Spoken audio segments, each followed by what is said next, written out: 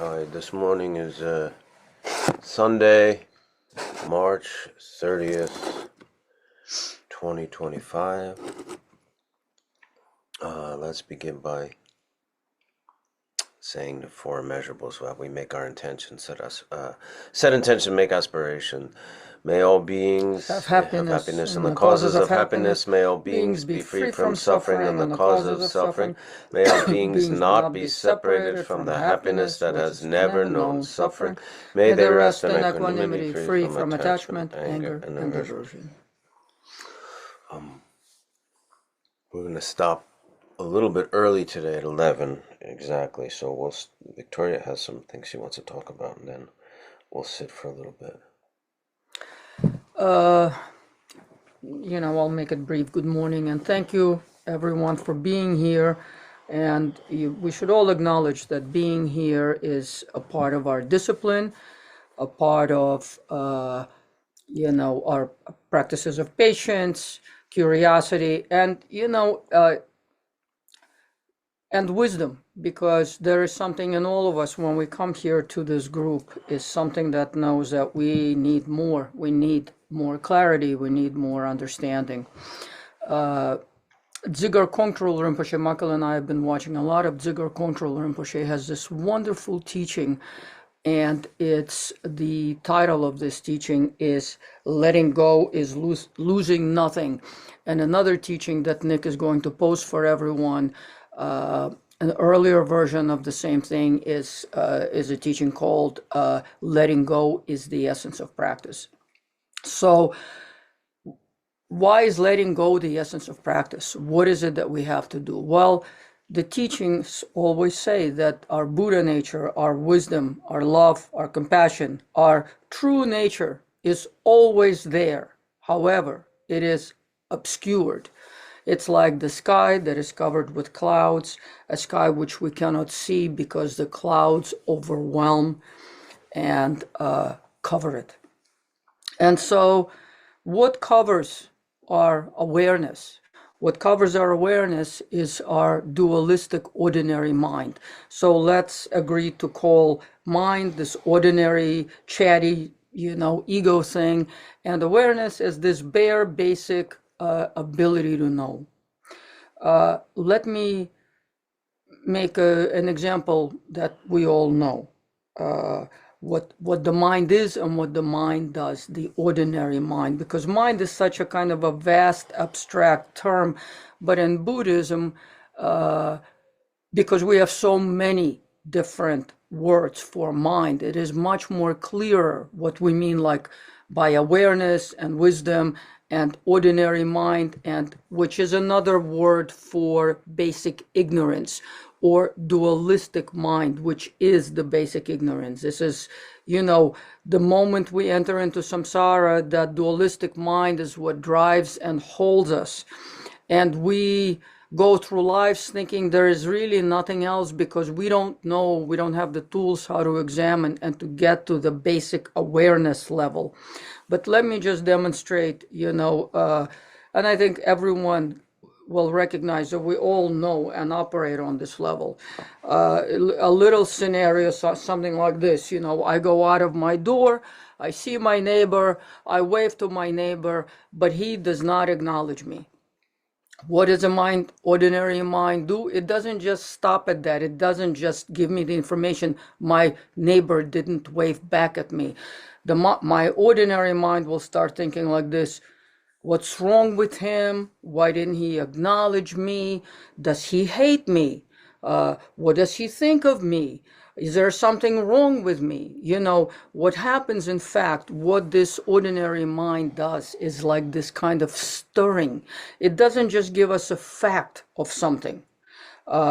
It actually starts to stir up an emotional process, and emotions are like inflammations that start to attack us.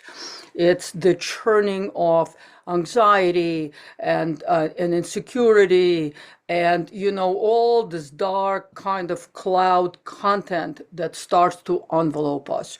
And often we go to bed with that. Why didn't he look at me? What kind of an asshole is he? What's wrong with me? Does he not like me? Is there something wrong with me? Did I say something? Did I do something? This is what this churning of the dualistic conceptual ego mind is. Why? Because the ego at the basis is very, very insecure. The ego has this kind of like a very dark operational modum operandus. That's how it functions, out of its basic insecurity, out of its basic fear. There is this beautiful old prayer. It's called the Prayer to Samantabhadra, and it actually accounts for the steps of how we start with basic awareness of all things in our Buddha state, and how ignorance slowly throws us into the samsaric mind of dualistic thinking. And there's a moment where it says something stirs, like the karmic wind stirs, and the awareness of other arises together with fear. It is such an incredibly clear way of identifying what this dualistic mind really is. Its basis is fear. Its basis is insecurity. So instead of just giving us information, my neighbor didn't wave at me, he didn't acknowledge me. The ego mind, the dualistic ordinary mind, will rarely think, well, maybe my neighbor just had to put his dog to sleep. Maybe my neighbor's mother died. Maybe my neighbor is short-sighted and he just didn't see me, like a lot of older people do. Maybe he was just preoccupied with lots of other things. But our ordinary mind very rarely thinks in this kind of a way. Our ordinary mind goes down the hill and rolls down and stirs up all this anxiety. One layer of anxiety, he doesn't like me, maybe I said something wrong, what's the matter with me? This mind will just keep churning and churning and churning. And it is useless to talk about will, because we all know we cannot will ourselves not to think this way. In fact, we go to bed with that, we will wake up tomorrow and we'll remember that. We'll be churning through the night and through the day. And the next time we have a glimpse of this neighbor, we will avoid him. We will already somehow start to move toward a belief that there's something wrong with me. There is something, the way that he characterizes me, basically turning my neighbor into an enemy just because he didn't acknowledge me on that particular day. That's where that ordinary mind will take us. Whereas the mind of wisdom will think, the neighbor didn't acknowledge me. Is there something going on in that person's life? Is there some kind of a difficulty that person is facing, that their focus is so narrow and doesn't see me wave at him? And also, this expectation that somebody must be performative in ways that I expect. That's the stupidity. That's that's why the ordinary mind is called ignorance. Ignorance is very complex. Ignorance depends on so many different elements. The stirring happens, and let's also keep in mind that the stirring happens whether we're sitting and watching TV, chewing on potato chips, comfortably in our living room, whether we're resting on vacation. The churning and stirring of that ego mind never ever stops, because we are a continuous movement, just like everything else that surrounds us. Everything is interdependent. It's always dancing with other things. The movement, if it's alive, it's a movement. If it exists, it's a movement. If we are here, we're a movement. It's only the stupid label, me, Victoria, I am this mind, I am here. But actually, there's nothing like that. It's just a label. you know, while in reality there is a movement of churning. Things are being brought up from my conditioning, from my projections, from my fears, from my expectations. That movement of fears, expectations, projections is always happening. That's actually how we have this coined identity, because that's how we change from going from a childhood to an adulthood. My you know, I am this morning and I am an hour later is not identical. It's the churning and the movement that makes me think that there is some kind of an identity that persists there. But actually, there's nothing like that. You know, I depend, my body depends on air and water and food and, all these elemental kinds of things. My psychological component depends on being acknowledged and being comfortable and being seated here and, et cetera, et cetera. Infinite layers and levels are constantly happening all at once. Now, as I said before, are what we call the will in the West. We're very proud of this kind of a thing. The will is something that we coin together with the notion of the self that is stable, that is permanent. I am, I have will. Well, we cannot will ourselves not to think. We cannot even predict what our next thought will be, because the process of churning and moving is a process of interdependence and impermanence. One thought dies, another one arises. This movement is not at all controlled by us, not in any way, and never will be. And so there is only really one remedy to that, because the movement never stops. However, if we enter the passive practice and we meditate, we can start to watch moving in stillness, the different modalities of this mental process. We're observing the process, and the more we observe the process, we understand how in interdependence with causes and conditions, things arise all the time. Thoughts arise in us. We can never stop the movement of the mind. What we can do, and the only method for separating awareness from this mind being triggered and churned, is to step back and to meditate and observe the mind. The longer we observe the mind and the more we identify with the awareness rather than with this mental process. Mental processes are usually, mental work that's always concerned with an object, even taking oneself as an object. That's ignorance, that's mental movement, that's the churning. Whereas awareness is something that is just a very bare nature of knowing, which is what our awareness is, and can look at that process and little by little can distance itself and kind of start to watch itself like a movie. It can say, I'm watching myself walking out of my house and seeing my neighbor not greet me or acknowledge me. And I'm watching all my insecurity and everything, but I'm watching it more in a distance, like a movie. And I can, from my awareness point, relax that, does he not like me? What's wrong with me? And all this kinds of stuff. So letting go. This is, that's why Dzigar Kongtrul Rinpoche talks about letting go as the essence of practice. If we want to have awareness in our life, we have to let go of identifying with this and solidifying this process that is always churning. That's why there's no blank states of mind. I mean, blank states of mind, when the mind is not in its movement, is just another form of ignorance. Meditation is being aware and watching this movement while staying on the side of awareness. The more we do meditation, the greater is our ability to identify with bare awareness rather than with content of the churning and the moving, which will go on until our body disintegrates. So there's no point. Meditating is not blanking out and stopping. We will, the more we meditate, have moments of rest, where awareness is so close to itself, it stays in its own kind of luminosity, simplicity, and wellness.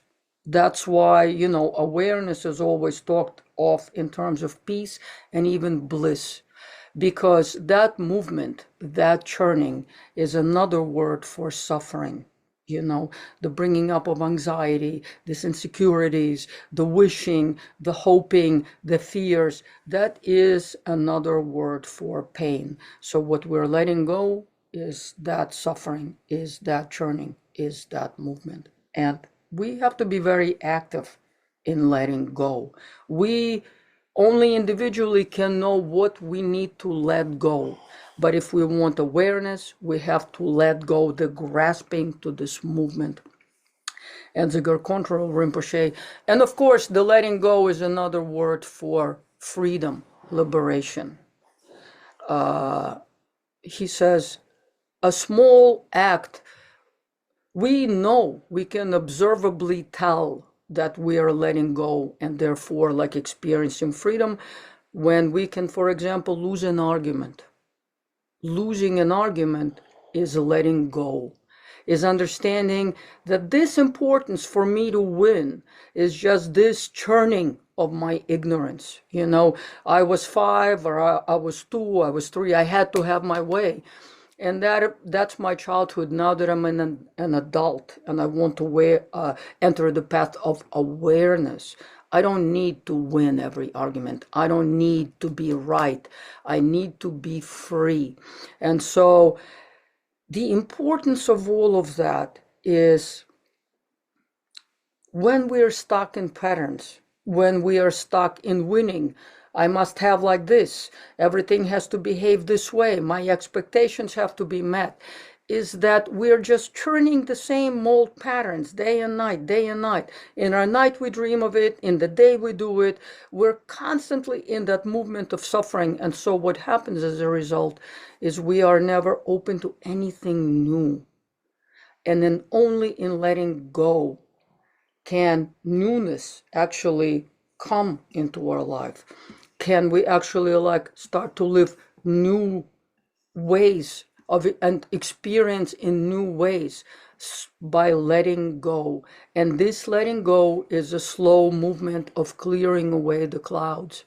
Now we all know only individually. That's why in Buddhism, enlightenment is not a candy, it's not a pill, take the green or the red.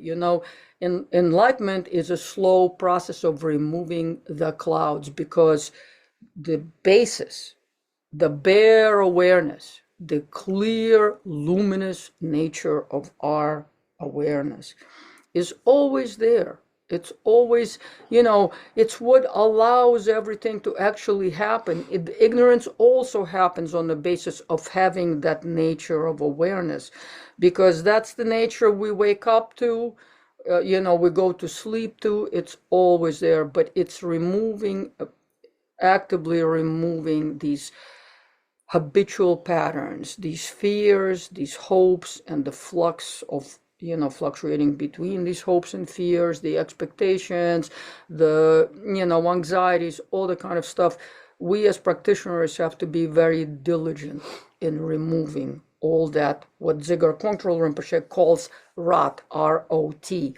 And the rot is what we have habitually got stuck with, and how we identify. It's how we look at life and how we view ourselves and others. And the rot, those habitual patterns, is what has to be broken down and removed. And that is what gives us what we call practice, and gives us a possibility for change. And remember, impermanence is that thing of beauty that allows us to change. We can end the rot. We can, by giving up and letting go, we can give up old patterns and create new ways of looking at things, new ways of observing, and new ways of, touching reality, our own and our neighbors, and just in general, all these little acts of kindness, of letting go, of not letting this this dark, insecure, anxious, habitual mind of ego constantly torment us and create a narrative of reality that is always so dark and so laden with these kinds of things of selfishness and projections. We can just ease off on these projections. The mental movement is not going to stop, but we can look at that movement with more and more distance and humor. We can have humor about what we think of others, about what we think of ourselves. The letting go, it really is the essence of practice. And each one of us has to, through sitting in meditation, really come clearly to know what we have to give up. And giving up and letting go is very, very huge. And that is really the practice. So that's why we sit to meditate. Fantastic. Thank you. Okay. With that in mind, let's sit. Thank you, Victoria. Okay.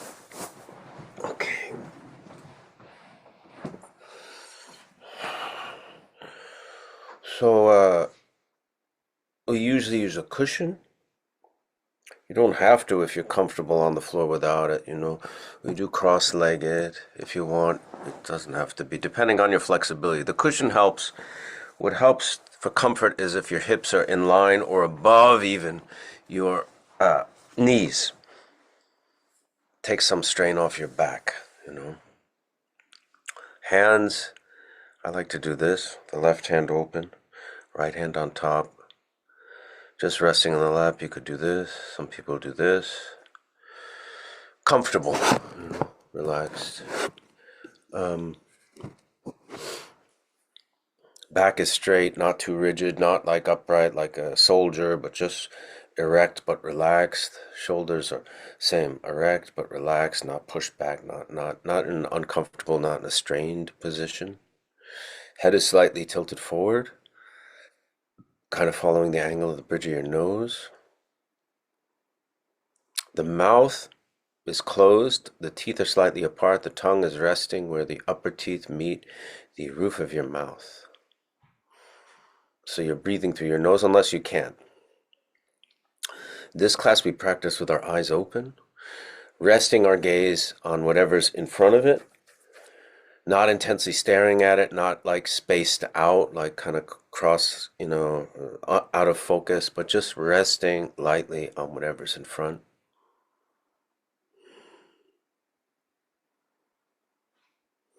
And let's do 3 breaths from that position, in this posture, with this breathing, with our eyes open. Easy breaths, natural breaths, not deep, not shallow.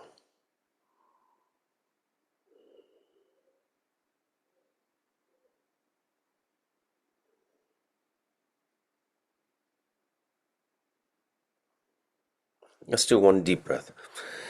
And on the exhale, just let all the tension go.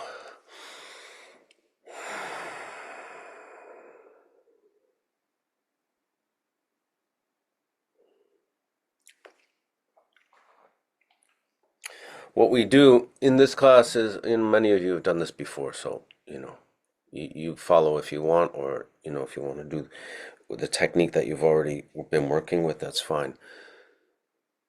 Focus, if you're new, especially, focus on where the air moves in and out of your nostrils, meets the top of your lip and the nostrils there. Focus your attention there, lightly, not intensely, but just focus your attention in a natural, easy way.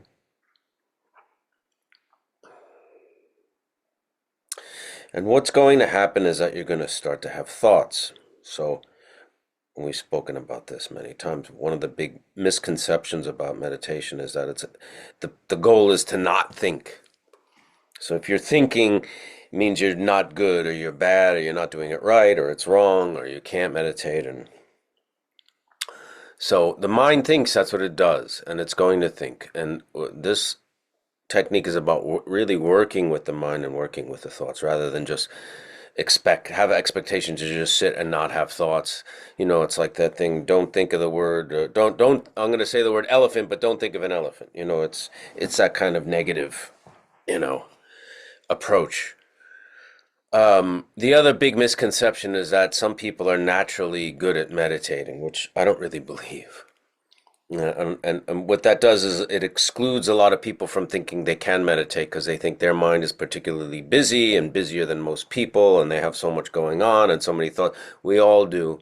We're all the same, as far as mind goes. So, if we were naturally, you know, uh, we wouldn't have to practice if we were naturally able to kind of get into this, meditative frame of mind. That's why there's a technique and a practice and a path.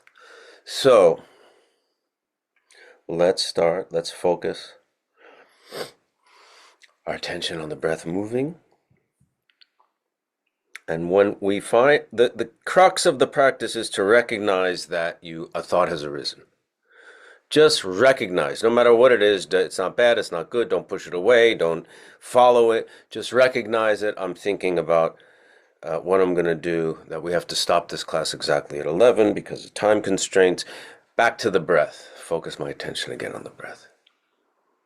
And I kind of settle with ease back into the posture, back into the breathing, lightly focusing my attention on the movement of the breath. And then another thought arises. Is my phone off? Or whatever the thought is. Again, back to the breath. The other technique we use, we imagine the mind as this limitless, infinite, clear, stainless, peaceful,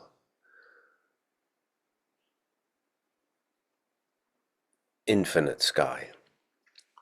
And the thoughts that arise are like a cloud that comes out of the sky and dissolves back into it. And again, it's like recognizing that the cloud has arisen, that the thought has arisen. And once we recognize it, we watch it dissolve back from where it came without leaving any kind of stain or trace. Let's start. And I might talk through some of it, but maybe not too much today.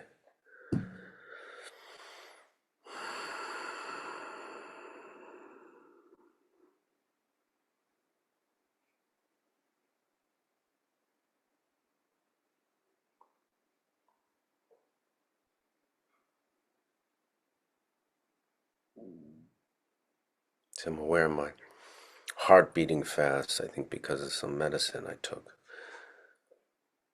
That whole thought, that concept of thinking about my body and the medicine, I'm going to leave that where it is, watch it dissolve back into the sky, settle back into that limitless blue clarity, that calm.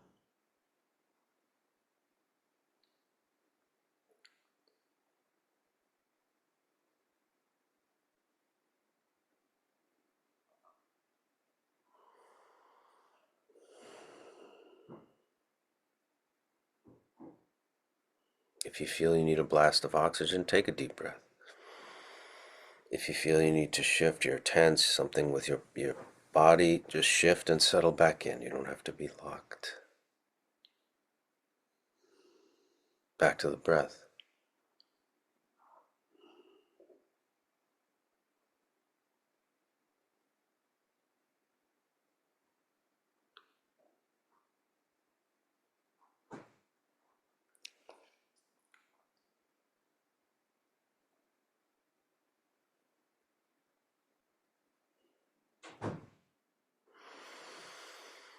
Taking a deep breath to get a blast of oxygen.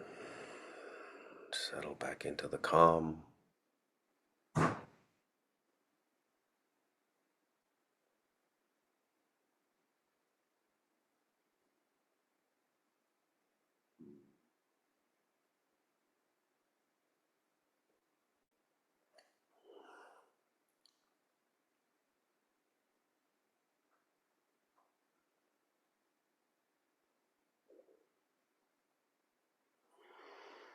Back to the breath. Whatever the thought has arisen, recognize it, watch it dissolve like a cloud back into the limitless blue sky, like clarity from where it came.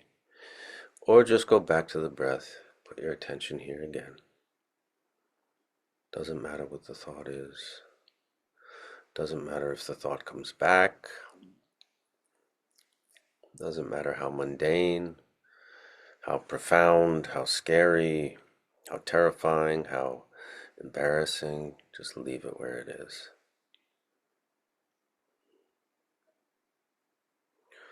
You may not notice you're thinking for a while and have had many an interlocked train of thought. That's okay. Interrupt it with the technique.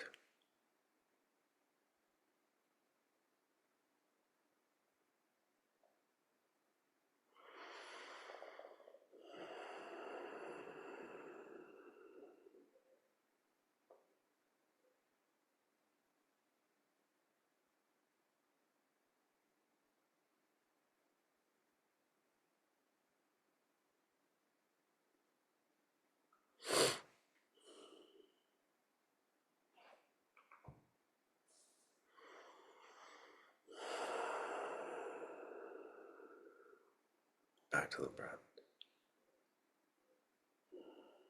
Keep it simple. Don't struggle.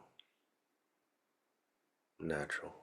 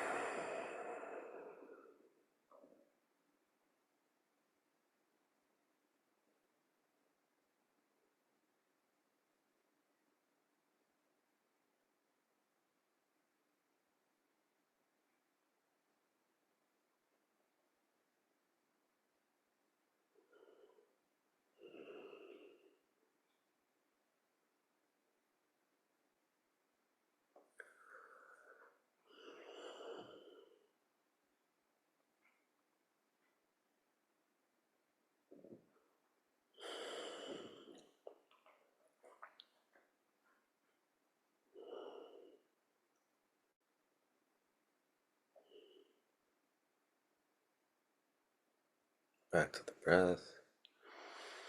Whatever the thought is, recognize it, watch it dissolve like a cloud back into limitless blue clarity, the nature of mind.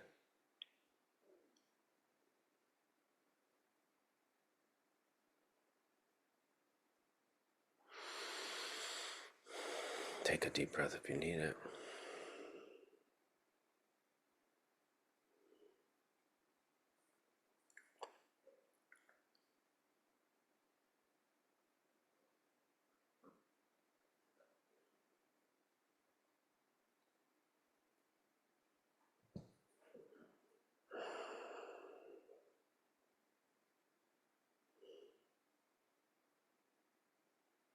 Back to the breath.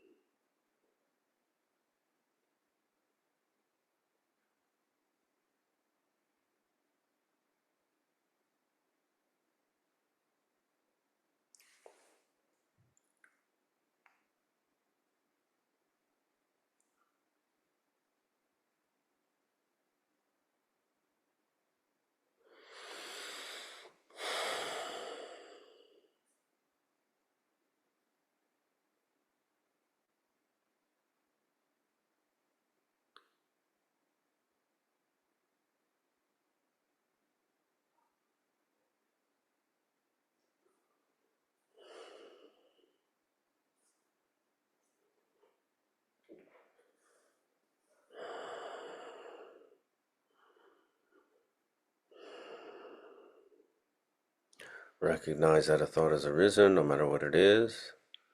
Don't judge it, don't qualify it, don't follow it, don't push it away. Just recognize it, watch it dissolve.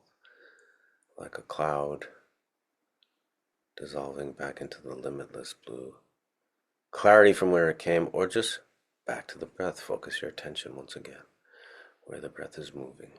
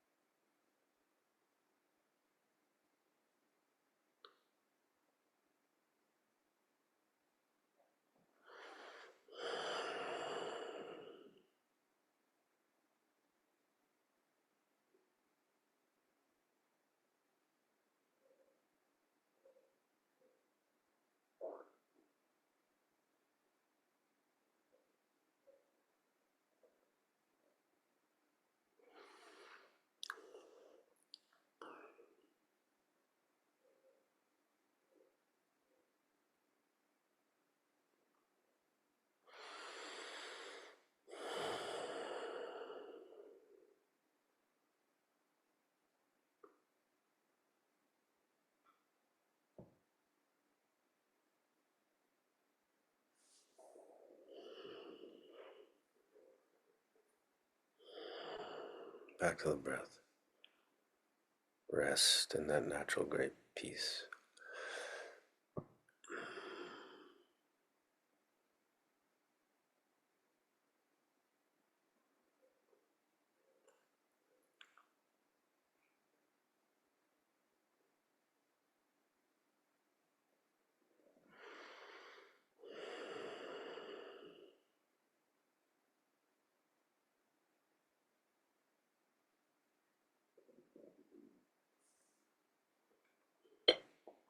Excellent. Thank you. We can take, there's a Q&A button on the toolbar. If anyone has any questions, maybe I can answer them, maybe not. I always say this is kind of a disclaimer, Victoria and I are students like you. We're not, we can teach very basic meditation technique. We're not teaching Buddhism or Dharma. We're, either reading direct quotes from our teachers or repeating what we've heard from our teachers or sharing experience of practice. We are students like you. We are not like, nowhere near in the same category as authentic teachers of the authentic lineages, people who have dedicated their entire lives to the study, practice, meditation, most of whom have spent many years in solitary retreat. Most of them have been doing this for several consecutive lifetimes, according to the Buddhist tradition.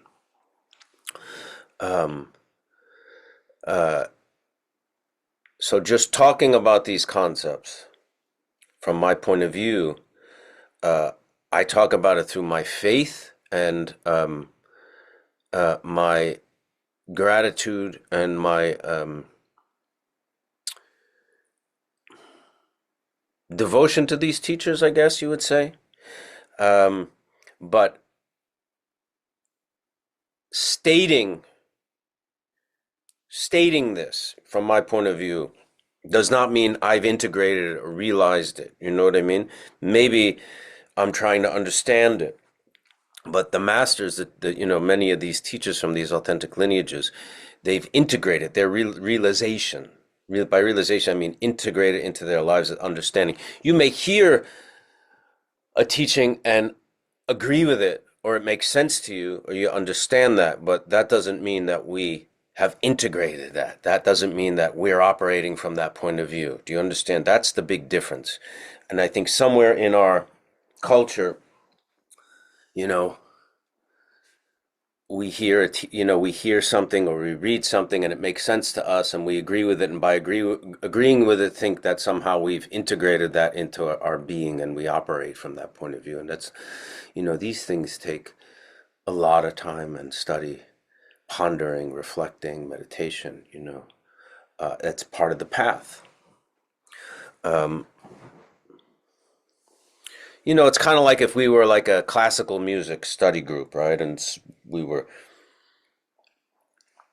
we're not masters of music, but we're fans of it, and we're trying to learn things. And there's no way to learn how to play a Chopin prelude if we don't practice. Just by me saying, well, get into the melancholy mood and that, kind of slow, languorous rhythm. But if you're not going to sit and actually try it, nothing's going to happen. You know what I mean? And to be, for that to really kind of become integrated and part of our being takes years and years and years of dedication and study. So we always encourage, if any of this is of interest to you, to connect with the authentic teachers of the authentic lineages. I can only speak of the teachers from Tibetan Buddhism, because that's all, the exposure I've had. There's other forms of Buddhism from different countries and different approaches, and they're all basically from the same source. But that's up to you. On the Solidago Productions website, there's some teachers that we recommend. Go to their websites, go to their YouTube teachings, go to their retreats in person if you can do it, Some of them are still alive and with us and you're able to attend their teachings in person. Okay, with that, let's see if we have.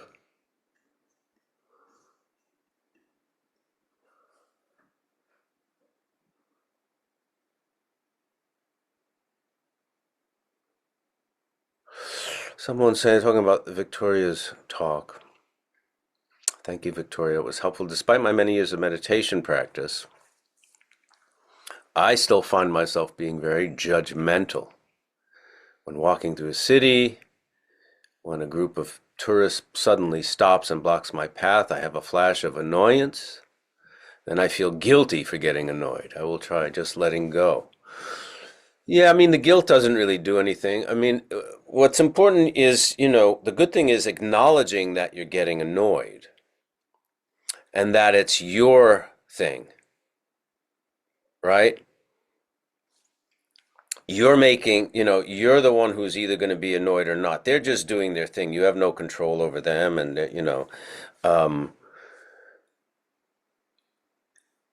by being aware that your ego and your system gets kind of annoyed by them and kind of sees them as being annoying, unaware, selfish maybe, you're making all these judgments, and then you have the emotion of dislike or anger even. You know, try letting go next time, recognize the fact that it's, who is, try to see who is getting annoyed. What is this self? What is this being that's annoyed? Is there a part of you that's not annoyed? Is there a part of you that, the one that is inspired to meditate and to practice and cultivate compassion? Is there a side of you that's really not annoyed? How much of this is just habitual reaction, habitual mindset, time after time after time, that's just been the default. Is that different than this openness that you're cultivating in meditation? Which one is you? Which one is the self? Are they both? Maybe explore those things. Who's getting angry? Who's getting annoyed? What's getting annoyed?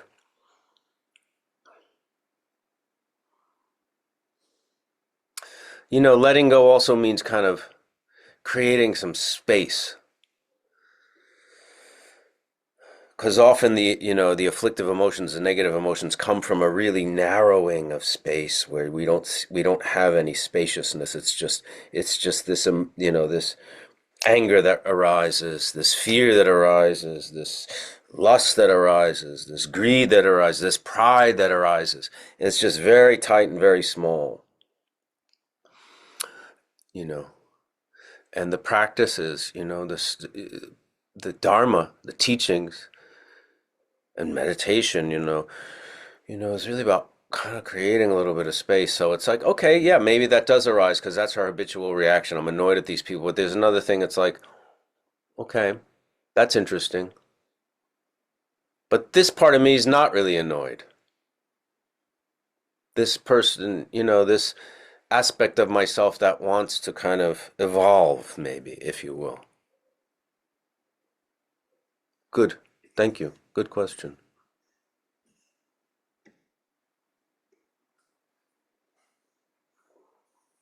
Are there any legitimate expressions of anger in Buddhism?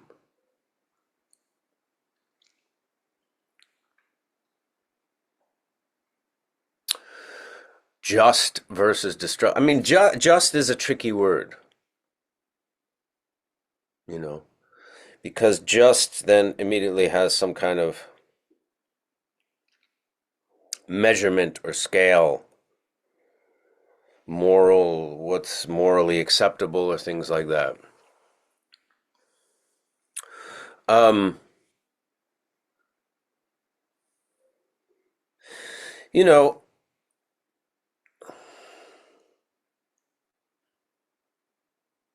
all these afflictive emotions are energy, right? And because they're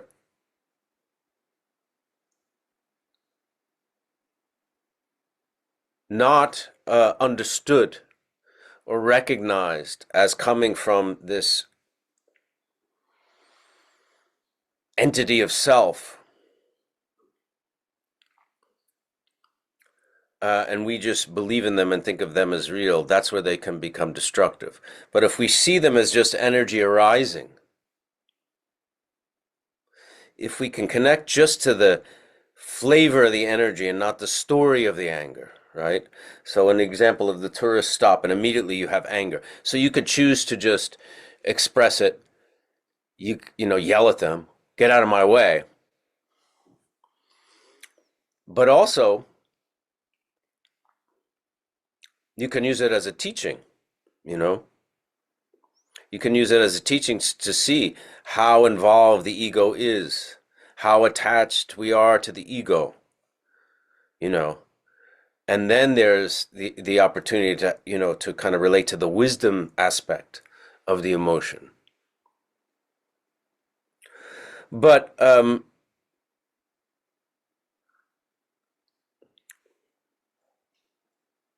if anger's arising, say in a sense, maybe, you know, you going back to the word just, and you see an injustice, and you know, it arises your anger, but instead of just lashing out and maybe killing someone or, you know, hurting someone, you can use it as a very direct means of expression. But that takes awareness. The danger of these afflictive emotions is that, you know, they shut off any kind of awareness, you know. And say, you know, anger at some kind of social injustice can inspire you to be an activist, you know. So you're going to protest something you feel is an injustice, can be a very constructive use of this emotion that has expressed itself as anger. You know, the important thing is to start, through the practice, to start to have awareness of these emotions. Which, you know, so without that, you're kind of putting the cart before the horse, at least from my point of view. How can I improve meditation, not let myself think of anything for a longer period of time? That's going to what I said. It's not about not thinking. And the only way to improve, you know, the only way to progress in meditation is by doing it, being really regular about it, being really diligent about making the time to do it, very, you know, every day if you can, you know, applying the technique, applying, you know, meditative practices throughout the day, settling into that awareness. And it's not about not thinking. I think you should just get rid of that. It's really working with the thoughts and settling into some kind of state of, you know, awareness. Is forgiveness essential to the act of letting go? Not necessarily. You know, forgiveness kind of connotates the fact that someone's wronged you. Going back to that example of the tourists stopping in the middle of the sidewalk. Did they really wrong you, or are you just taking it as that? Do you need to forgive them, or do you need to just be open and say, maybe I'm just kind of, you know, being unreasonable and thinking that people should just get out of my way all the time? When I meditate, I cry. Is this normal? I'm sure it is normal, you know? Often when we're settling down the body and the mind, things that are there tend to bubble up, you know? I don't think that's abnormal. I mean, I have no idea what you're crying about. I'm not, you know, I'm not sure if you do. Maybe there's some things that need to be addressed. I don't know, you know, but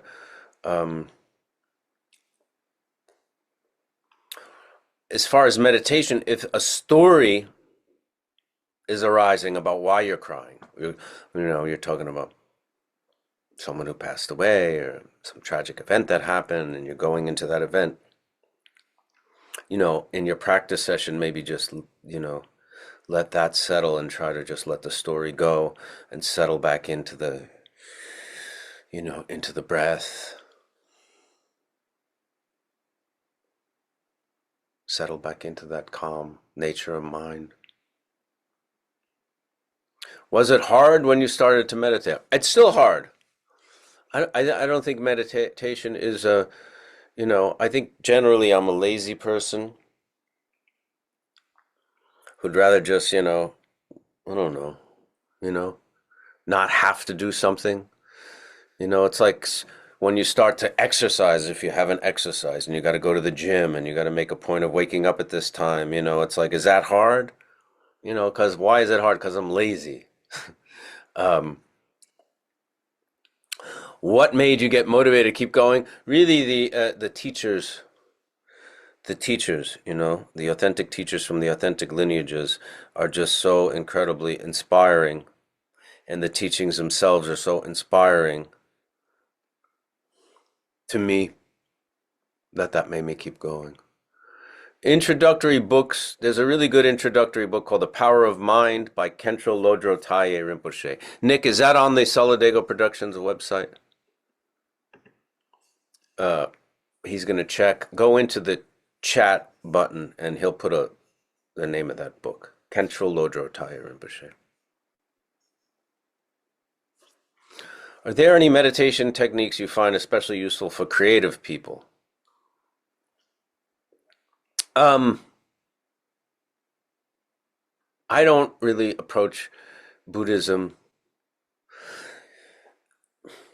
I meditate because it's an aspect of my Buddhist practice, and my Buddhist practice is not something that I've kind of cultivated for creativity or any other purpose besides,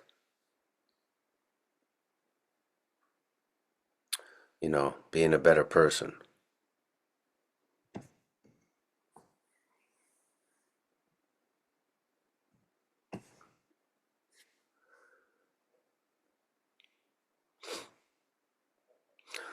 Someone's talking about the different schools of Buddhism. What should I do to choose one, or maybe I don't have to choose any? I mean, you have to follow your inspiration. I fell into Tibetan Buddhism through the teachers that I was exposed. I didn't say I want to go into Tibetan Buddhism. It was just something that, when I started seeking out Buddhism, I fell into, luckily there were teachers that were in my area that I went to see their teachings, and happened to be Tibetan. I think everyone has to find their own path, whatever inspires you,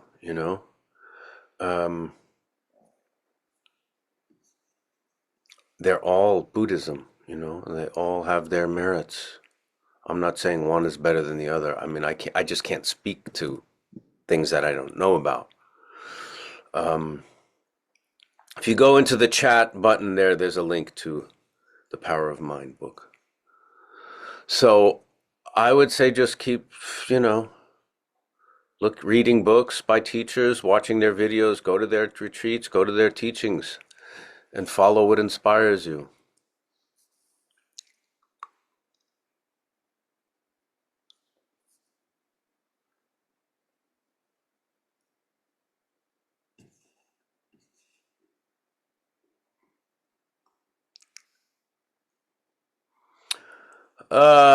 I have trouble being physically still.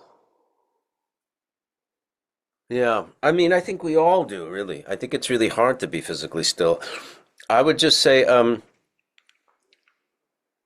you know, to work with that urge or the feeling of, if you feel like you need to shift and then settle back in to the stillness. And maybe the periods of stillness are going to be short in the beginning, but, you know, work with that the same way you work with your thoughts. It's like the thoughts come so rapid. When we start to really look at the mind, we see how rapid and how many thoughts there are.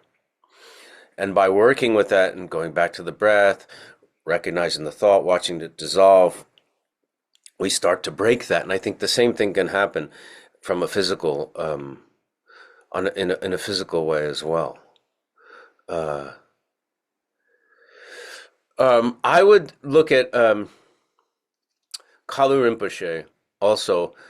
has a book coming out that has some real more physical exercises dealing with meditation. He has a book coming out this summer, and some of his teachings are on the Wisdom Publications website, maybe even on his website. I would look at some of his stuff too.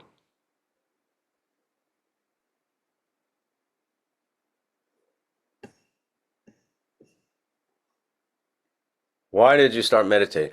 I started meditating because I got interested in Buddhism,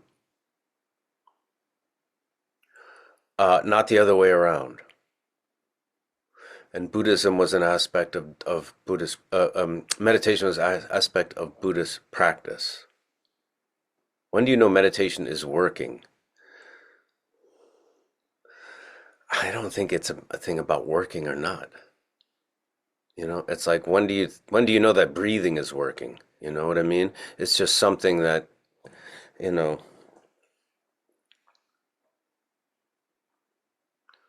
if you do it, if you meditate, you're meditating. It's not a pass fail thing. It's not about succeeding or not. You know what I mean? If you're going to make the effort and you're going to do this as a regular thing,